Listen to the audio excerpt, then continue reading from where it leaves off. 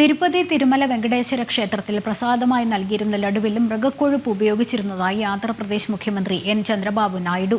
YSRCP Congress ഭരണകാലത്താണ് നെയ്യ് ഉപയോഗിക്കുന്നതിന് പകരം മൃഗക്കൊഴുപ്പ് ഉപയോഗിച്ച് ലഡു നിർമ്മിച്ചിരുന്നത് എന്ന് ചന്ദ്രബാബു നായിഡു ആരോപിക്കുന്നു. അതേസമയം നായിഡുവിന്റേത് രാഷ്ട്രീയ ആരോപണം മാത്രമാണെന്നാണ് YSR കോൺഗ്രസിന്റെ നിലപാട്. വിവരങ്ങളുമായി നന്ദഗോപൻ ചേരുന്നുണ്ട്. നന്ദൻ, മുൻ സർക്കാർ നിഷേധിച്ചിട്ടുണ്ട്, പക്ഷേ വളരെ ഗുരുതരമായ ഒരു വെളിപ്പെടുത്തലാണ് ഇപ്പോൾ പുറത്തു വന്നിരിക്കുന്നത് എന്നുള്ളതാണ്. ഇതുമായി ബന്ധപ്പെട്ട അന്വേഷണം ഇപ്പോഴത്തെ സർക്കാർ നടത്തും എന്നുള്ളതാണോ? ഇപ്പോൾ മുഖ്യമന്ത്രി എന്തൊക്കെ കാര്യങ്ങളാണ് ഇതുമായി ബന്ധപ്പെട്ട് പറഞ്ഞിട്ടുള്ളത്? ലക്ഷ്മി, വളരെ ഗുരുതരമായ ഒരു ആരോപണമാണ് ഇപ്പോൾ ആന്ധ്രാപ്രദേശ് മുഖ്യമന്ത്രി ചന്ദ്രബാബു നായിഡുവിൻ്റെ ഭാഗത്തു നിന്നും ഉണ്ടായിരിക്കുന്നത്. അതായത് ഇന്നലെ അമരാവതിയിൽ NDAയുടെ നിയമസഭാ കക്ഷി യോഗത്തിൽ സംസാരിക്കവെയാണ് അദ്ദേഹം ഇത്തരമൊരു ഗുരുതരമായ ആരോപണം ഉന്നയിച്ചത്. അതായത് തിരുപ്പതി ക്ഷേത്രത്തിൽ, നമുക്കറിയാം തിരുപ്പതി ക്ഷേത്രത്തിലെ അവിടുത്തെ നിവേദ്യവും പ്രസാദവും ഒക്കെ തന്നെ ലഡുവാണ്. ആ ലഡുവിൽ നെയ്യ് ഉപയോഗിക്കുന്നതിന് പകരമായിട്ട് മൃഗങ്ങളുടെ കൊഴുപ്പാണ് ഉപയോഗിച്ചിരുന്നതെന്നുള്ള ഗുരുതരമായ ആരോപണമാണ് അദ്ദേഹം ഉന്നയിച്ചത്. എന്നാൽ നിലവിൽ സ്ഥിതിഗതികൾ മാറി. അവിടെ ശുദ്ധമായ നെയ്യ് മാത്രം ഉപയോഗിച്ചുകൊണ്ടും മാത്രമല്ല ആ ലഡു നിർമ്മിക്കുന്ന മുഴുവൻ വസ്തുക്കളുടെയും ഗുണനിലവാരമടക്കം ഉയർത്തിക്കൊണ്ടും ഭഗവാന് നല്ല നിവേദ്യം സമർപ്പിക്കുന്നു എന്നുള്ളതാണ് അദ്ദേഹം സൂചിപ്പിച്ചത്. ഏതായാലും വളരെ ഗുരുതരമായ ആരോപണമാണ്. നമുക്കറിയാം തിരുപ്പതി ലഡു എന്നത് അത് വളരെ പ്രശസ്തമായ ഒരു പ്രസാദം അല്ലെങ്കിൽ നിവേദ്യം എന്ന രൂപത്തിൽ വളരെ പ്രശസ്തമാണ്. 1715 മുതൽ അവിടെ തിരുപ്പതി ദേവസ്ഥാനത്ത് ഇത്തരത്തിൽ ലഡു നിവേദിച്ചിരുന്നു എന്നുള്ളതാണ് ഐതിഹ്യങ്ങളിലും അല്ലെങ്കിൽ പുരാണ രേഖകളിലും മറ്റും കണ്ടുവരുന്നത്. മാത്രമല്ല ഒരു ദിവസം ഈ ലഡു നിർമ്മാണത്തിന് ഏതാണ്ട് 250 മുതൽ 300 കിലോ നെയ്യ് വരെ ആവശ്യം വരുമെന്നുള്ളതാണ് തിരുപ്പതി ദേവസ്ഥാനം വ്യക്തമാക്കിയിരിക്കുന്നത്. ഈ ലഡു നിർമ്മിക്കുന്നത് ക്ഷേത്രത്തിനകത്ത് തന്നെയാണ് എന്നുള്ളതാണ് ഏറ്റവും സവിശേഷത. അവിടെയാണ് മൃഗക്കൊഴുപ്പ് ഉപയോഗിച്ചുകൊണ്ടായിരുന്നു ലഡു നിർമ്മിച്ചത് എന്ന് ഇപ്പോൾ മുഖ്യമന്ത്രി തന്നെ വളരെ ഗുരുതരമായ ഒരു ആരോപണം ഉന്നയിച്ചത്.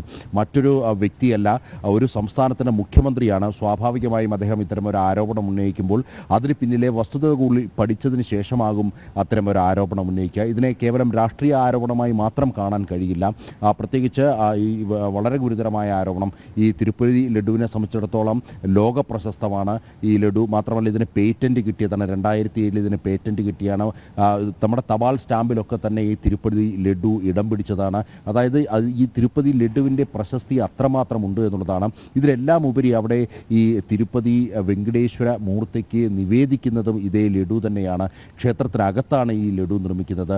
അവിടെ മൃഗങ്ങളെ ഉപയോഗിച്ച് അല്ലെങ്കിൽ മൃഗത്തിൻ്റെ ശരീരം ചൂടാക്കിയെടുത്ത നെയ്യ് അല്ലെങ്കിൽ ആ കൊഴുപ്പ് ഉപയോഗിച്ചാണ് ലഡു നിർമ്മിക്കുന്നതെന്ന് വരുമ്പോൾ സ്വാഭാവികമായും ഭക്തലക്ഷങ്ങളെ സംബന്ധിച്ചിടത്തോളം അല്ലെങ്കിൽ ഈ ലോകമെമ്പാടുമുള്ള ഈ തിരുപ്പതി ഭക്തരെ സംബന്ധിച്ചിടത്തോളം വളരെ വേദനാജനകമാണ്. സ്വാഭാവികമായും ഇതിനെ രാഷ്ട്രീയമായിട്ടുള്ള ആരോപണമെന്ന് കണ്ടുകൊണ്ട് തള്ളുവാനാണ് YSR കോൺഗ്രസ് ശ്രമിച്ചിരിക്കുന്നത്. അതേസമയം ഇതുമായി ബന്ധപ്പെട്ട് കൂടുതൽ തെളിവുകൾ ഒരുപക്ഷെ ഇനിയിപ്പോൾ പുറത്തുവിടേണ്ട അല്ലെങ്കിൽ പുറത്ത് വരാനുള്ള സാധ്യതകൾ തള്ളിക്കളയാൻ കഴിയില്ല. പ്രത്യേകിച്ച് കോടാനുകോടി വിശ്വാസികളുടെ അവരുടെ വിശ്വാസത്തെ ഹനിക്കുന്ന രീതിയിൽ അല്ലെങ്കിൽ അതിനെ ചോദ്യം ചെയ്യുന്ന രീതിയിൽ ഉള്ള ഒരു പ്രവൃത്തിയാണ് YSR കോൺഗ്രസിൻ്റെ നേതൃത്വത്തിലുണ്ടായിരുന്ന തിരുപ്പതി ദേവസ്ഥാനം ഭരണസമിതി നടത്തിയിരിക്കുന്നത് എന്നുള്ളതാണ് ഇപ്പോൾ നിലവിലെ ആന്ധ്രാപ്രദേശിൻ്റെ മുഖ്യമന്ത്രിയായ വ്യക്തി ചന്ദ്രബാബു. ഞാനൊന്ന് ഇടപെടുകയാണ്. ഇപ്പോൾ KP ശശികല ടീച്ചർ ഈ വിഷയവുമായി ബന്ധപ്പെട്ട് പ്രതികരിക്കാൻ ചേരുന്നുണ്ട്. ടീച്ചർ, ഈ YSR കോൺഗ്രസിൻ്റെ ഭരണകാലത്ത് ഇത്തരത്തിൽ തിരുപ്പതി ലഡുവിൽ മൃഗക്കൊഴുപ്പാണ് ഈ നെയ്യ്ക്ക് പകരമായി ഉപയോഗിച്ചിരുന്നെന്നുള്ള ആരോപണം ആ ഒരു കാലത്ത് തന്നെ പ്രതിപക്ഷം അത് പറഞ്ഞിരുന്നു. ഇപ്പോൾ അത് ഇപ്പോഴത്തെ മുഖ്യമന്ത്രി എൻ ചന്ദ്രബാബു നായിഡു അത് വെളിപ്പെടുത്തൽ അങ്ങനെ തന്നെ നടത്തുകയാണ്. എങ്ങനെ നോക്കിക്കാണുന്നു ഇതിനെ? പ്രത്യേകിച്ചും ഈ ഇപ്പോഴത്തെ സർക്കാർ ഇത് രാഷ്ട്രീയ ആരോപണം മാത്രമായിട്ടാണ് മുന്നോട്ട് വെക്കുന്നത് എന്ന് പറഞ്ഞുകൊണ്ടാണ് YSR കോൺഗ്രസ് ഇപ്പോൾ ഒരു നിലപാടെടുത്തിരിക്കുന്നത്. ടീച്ചർ പൊതുവിൽ എങ്ങനെ ഇതിനെ നോക്കിക്കാണും? ഇതില് നമുക്കൊട്ടും അത്ഭുതം തോന്നുന്നില്ല. കാരണം ഒരു ക്ഷേത്രം എപ്പോഴും നടത്തിക്കൊണ്ട് പോകേണ്ടത് ആ ക്ഷേത്രത്തോട് ആത്മാർത്ഥമായ ഭക്തിയുള്ളവരാണ്.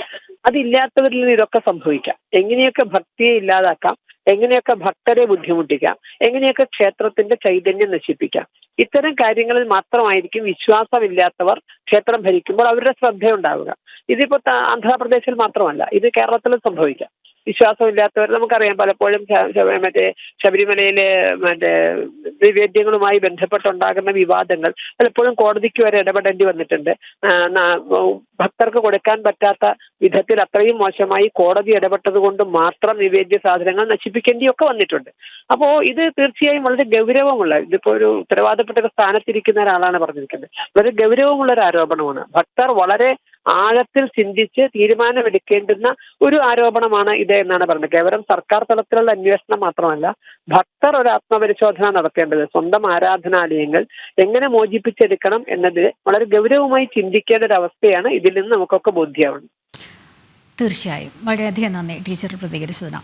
നന്ദനിലേക്ക് പോവുകയാണ്. നന്ദൻ, നമുക്കറിയാം ഈ ഇതിലുപയോഗിക്കുന്ന പ്രസാദമായി നൽകുന്ന ലഡുവിൽ ഉപയോഗിക്കുന്ന നെയ്യുടെ ഒരു ഗുണമേന്മ, അതാണ് ഈ പ്രസാദത്തിൻ്റെ സ്വാദും അല്ലെങ്കിൽ അതിൻ്റെ ഗുണനിലവാരമൊക്കെ നിശ്ചയിക്കുന്നത് എന്നുള്ളത്. പക്ഷേ ദേവസ്വത്തിന് ഇതിന് മുൻപായി അവിടെ ആ ഒരു നെയ്യുടെ ഗുണമേന്മ അത് കൃത്യമായി ഇത് ഉറപ്പുവരുത്തുന്നതിന് ലാബിൻ്റെ സംവിധാനം ഒന്നും ഉണ്ടായിരുന്നില്ല. പക്ഷേ ഇപ്പോൾ അത്തരത്തിലൊരു സംവിധാനം കൂടി ഒരുക്കിയിരിക്കുന്നു എന്ന് പറയുമ്പോൾ ഈ ഒരു സർക്കാർ ഇനി ഇതിൻ്റെ ഗുണമേന്മയുടെ കാര്യത്തിൽ അല്ലെങ്കിൽ കോടാനുകൂടി വരുന്ന ഭക്തരുടെ അവരുടെ ഒരു വിശ്വാസം അതിൽ കോംപ്രമൈസ് ചെയ്യുന്ന രീതിയിൽ ഒരു നടപടികളിനും ഉണ്ടാകില്ല എന്നുള്ളത് തന്നെയല്ലേ ഇപ്പോഴത്തെ സർക്കാരിൻ്റെ ഒരു ഉറപ്പും. ലക്ഷ്മി, ആന്ധ്രാപ്രദേശിൽ മാത്രമല്ല ലോകമെമ്പാടുമുള്ള ഭക്തർ, അതിപ്പോൾ ദക്ഷിണേന്ത്യയിൽ മാത്രമല്ല ഉത്തരേന്ത്യയിൽ പോലും തിരുപ്പതി ക്ഷേത്രത്തെ സംബന്ധിച്ചിടത്തോളം വലിയ ആരാധക വൃന്ദങ്ങളുള്ള ഒരു അല്ലെങ്കിൽ ക്ഷേത്രമാണ്. അവിടെ പ്രസാദം ഭഗവാന് നിവേദിക്കുന്നതും ഇതേ ലഡു തന്നെയാണ്, ഭക്തർക്ക് പ്രസാദമായി വിതരണം ചെയ്യുന്നതും ഇതേ ലഡു തന്നെയാണ്. ആ ലഡു നിർമ്മിക്കുന്നത് അത് ക്ഷേത്രത്തിനകത്താണ്. ഏതാണ്ട് ഒരു ദിവസം 2.5 ലക്ഷത്തിലധികം ലഡുവാണ് നിർമ്മിക്കുന്നത്. ഇതിൽ ഏതാണ്ട് 600-ലധികം തൊഴിലാളികൾ അതിൽ ജോലി ചെയ്യുന്നു.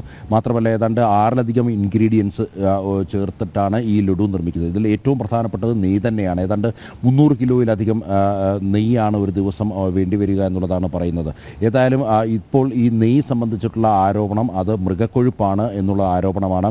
അത് ഈ ലഡുവിൽ ഇത് ഉപയോഗിച്ചു എന്നുള്ളത് മാത്രമല്ല, ഇത് ക്ഷേത്രത്തിനകത്തേക്ക് എത്തിച്ചു എന്നുള്ളതും വളരെ ഹീനമായ പ്രവൃത്തിയാണ്. അല്ലെങ്കിൽ അങ്ങനെ സംഭവിച്ചിട്ടുണ്ടെങ്കിൽ അത് വളരെ ഹീനമായ പ്രവൃത്തിയാകുമെന്നുള്ള കാര്യത്തിൽ തർക്കമില്ല. ഈ ക്ഷേത്രത്തിനകത്താണ് നിവേദ്യവും അല്ലെങ്കിൽ ഈ അവിടെ എത്തുന്ന ഭക്തർക്ക് ഇത് പ്രസാദം കൊടുക്കുന്നതും ഒക്കെ തന്നെ അത് നിർമ്മിക്കുന്നത് ഈ ക്ഷേത്രത്തിനുള്ളിൽ വെച്ച് തന്നെയാണ്.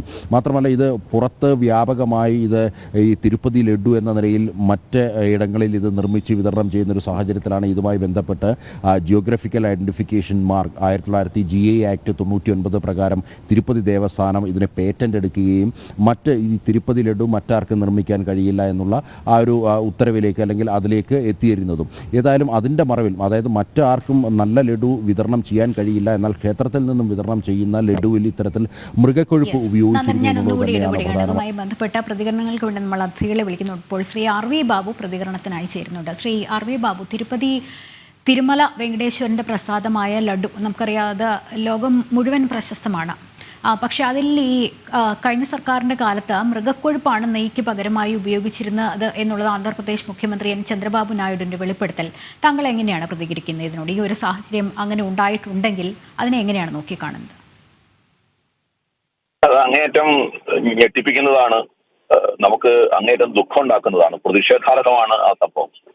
കാരണം നമുക്കറിയാം, തിരുപ്പതി പോകുമ്പോൾ പ്രസാദമായിട്ട് എല്ലാ ഭക്തന്മാരും കൊണ്ടുവരാൻ ആഗ്രഹിക്കുന്നതും എല്ലാവരും കഴിക്കാൻ താല്പര്യപ്പെടുന്നതും ഒക്കെ തിരുപ്പതിയിലെ വിശേഷമായിട്ടുള്ള ലഡുവാണ്. അത് ആ തിരുപ്പതി ലഡു എന്ന് പറയുമ്പോൾ ഭഗവാന്റെ ഒരു പ്രസാദമായിട്ട് ഭക്തന്മാര് ഭക്തിയോട് കൂടിയിട്ട് സേവിക്കുന്ന കാര്യമാണ്. നാട്ടിൻപുറങ്ങളിൽ നിന്നൊക്കെ പോകുമ്പോൾ ചുറ്റുപാടുള്ള വീട്ടുകാരും ബന്ധുക്കളും ഒക്കെ തിരുപ്പതിയിലെ ലഡു കൊണ്ടുവരുമ്പോൾ അതിന്റെ പ്രസാദം ഞങ്ങൾക്ക് തരണം എന്ന് പറഞ്ഞ് അത്രയും വിശേഷം ആ തിരുപ്പതി ലഡുവിനുണ്ട്. അത് മൃഗക്കൊഴുപ്പ് ചേർത്തിട്ടാണ് ഉണ്ടാക്കുന്നത് എന്ന വാർത്ത മുഖ്യമന്ത്രി തന്നെ വെളിപ്പെടുത്തുമ്പോൾ അത് ഉണ്ടാക്കിയിരുന്നത് അങ്ങനെയാണ് കഴിഞ്ഞ സർക്കാരിന്റെ കാലത്ത് എന്ന് പറയുമ്പോൾ അത് നമ്മളെയൊക്കെ വല്ലാതെ ദുഃഖിപ്പിക്കുന്നു. നമുക്ക് എന്താ പറയേണ്ടത് ഈ വിഷയത്തില്?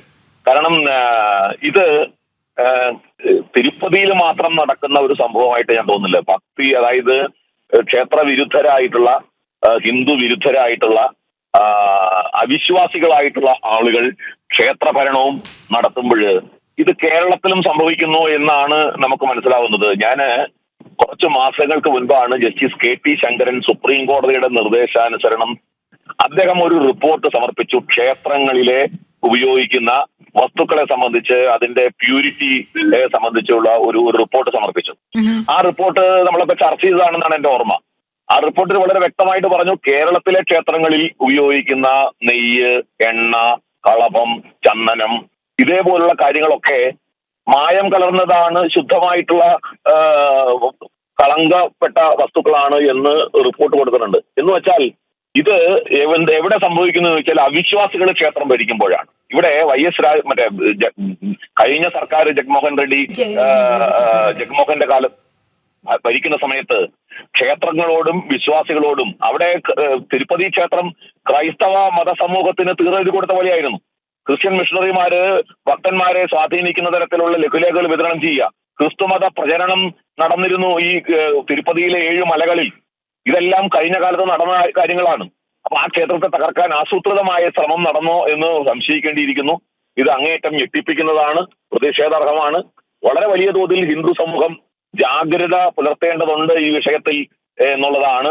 ഭരണാധികാരികളെ തെരഞ്ഞെടുക്കുമ്പോൾ അവരാരായിരിക്കണം എന്നതിനെ കുറിച്ച് ഹിന്ദു സമൂഹം കുറെ കൂടി ജാഗ്രത പുലർത്തേണ്ടിയിരിക്കുന്നു എന്നതാണ് ഈ വിഷയത്തിൽ നമുക്ക് നൽകുന്ന പാഠം എന്നാണ് എനിക്ക് പറയാനുള്ളത്. യെസ്, വളരെയധികം നന്ദി ശ്രീ ആർ വി ബാബു പ്രതികരിച്ചതിന്. നന്ദഗോപിലേക്ക് തിരിച്ചു പോവുകയാണ്. നന്ദൻ, ഇപ്പോൾ പ്രതികരിക്കുന്ന അതിഥികളും പറയുന്നത് അവിശ്വാസികളായവർ ക്ഷേത്രഭരണം കൈയാളുമ്പോൾ ഉണ്ടാകുന്ന മൂല്യച്യുതിയെക്കുറിച്ചാണ്. അത് കേരളത്തിലും അത്തരത്തിലുള്ള സംഭവങ്ങൾ ഉണ്ടാകുന്നുണ്ട്. പ്രത്യേകിച്ച് ശബരിമല അയ്യപ്പസ്വാമിയുടെ പ്രസാദത്തിൽ അരവണയിലൊക്കെ ഉൾപ്പെടെ ഇത്തരത്തിൽ മായം കലർന്നതുമായി ബന്ധപ്പെട്ട വലിയ രീതിയിലുള്ള വെളിപ്പെടുത്തലുകളൊക്കെ നടന്നിരുന്നു. എന്തായാലും ഇപ്പോൾ ജഗൻമോഹൻ റെഡ്ഡി സർക്കാരിൻ്റെ കാലത്ത് നടന്നിട്ടുള്ള ഇത്തരത്തിലൊരു മൃഗക്കൊഴുപ്പ് ഉപയോഗിച്ചെന്നുള്ള ആരോപണം അവർ ഇപ്പോൾ പാടെ തള്ളിക്കളയുന്നുണ്ട്. പക്ഷേ കൃത്യമായി അതുമായി ബന്ധപ്പെട്ട തെളിവുകൾ കൂടി മുന്നോട്ട് വയ്ക്കാൻ തയ്യാറാണ്. മാത്രമല്ല ഇനി ഇത്തരത്തിലൊരു അന്തരീക്ഷം ഉണ്ടാകാതിരിക്കാൻ വേണ്ടിയിട്ടുള്ള എല്ലാവിധ നടപടികളും സ്വീകരിച്ചതായിട്ടും ആന്ധ്രാപ്രദേശ് മുഖ്യമന്ത്രി എൻ ചന്ദ്രബാബു നായിഡു പറഞ്ഞിട്ടുണ്ട്.